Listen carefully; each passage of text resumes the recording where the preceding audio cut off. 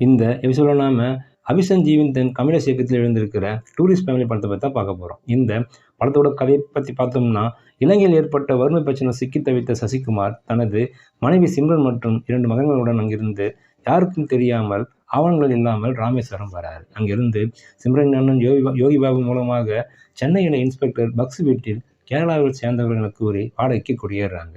குடியேற சில நாட்களிலேயே காலனி பொதுமக்களின் குடும்பத்தில் ஒருவராக சசிகுமார் குடும்பம் வாழ்ந்து வருது. இந்நிலையில் ராமேஸ்வரத்தில் நடந்த வெடிகுண்டு சம்பவத்துக்கு சசிகுமார் குடும்பம் தான் காரணம் என கூறி போலீஸ் அதிகாரி அவரை தேடி சென்னைக்கு வராங்க. இறுதியில் சசிகுமார் குடும்பத்தின் நிலை என்ன ஆனது? போலீஸ் அதிகாரி சசிகுமார் குடும்பத்தை கண்டுபிடித்தாரா? இதாங்க இந்த படத்துடன் மீறி கதை. படத்தில் நாயகன் நடித்திருக்கும் சசிகுமார் யதார்த்தமான நடிப்பை வெளிப்படுத்தியிருக்கிறார்னு சொல்லலாம். ஒரு மகிழ்ச்சியான குடும்பம் எப்படி இருக்க வேண்டும் என்று நடுத்தர குடும்ப தலைவனாக காட்சிகளில் உணர்வோடு மட்டுமின்றி கலகலப்பாக நடித்திருக்கிறார் சசிகுமார். குறிப்பாக அவர் குடித்துவிட்டு செய்யும் அலப்பறைகள் ரசிக்க வைக்கிறது.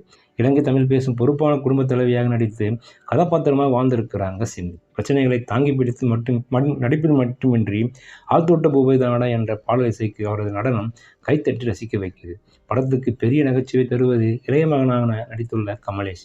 சுட்டித்தனத்துடன் அவரது நடிப்பு சிரிப்புகளை ஏற்படுத்துது. யோகி பாபு காட்சிகள் கூடுதல் பலம் சொல்லலாம்.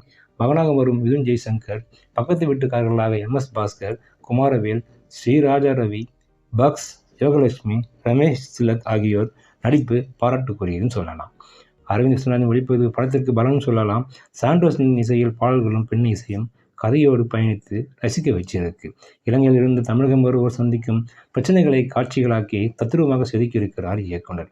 முதல் படமாக இருந்தாலும் அனுபவ இயக்குனர் போல் காட்சிகளில் உணர்வு நகைச்சுவை கலந்து ஆரம்பத்திலிருந்து இறுதி வரை படத்தை பொழுதுபோக்காக கொண்டு சென்றிருக்கிறார். ஒரு சில லாஜிக் மீறல்கள், தேவையில்லாத காட்சிகள் படத்திற்கு பலவீனம் சொல்லலாம்.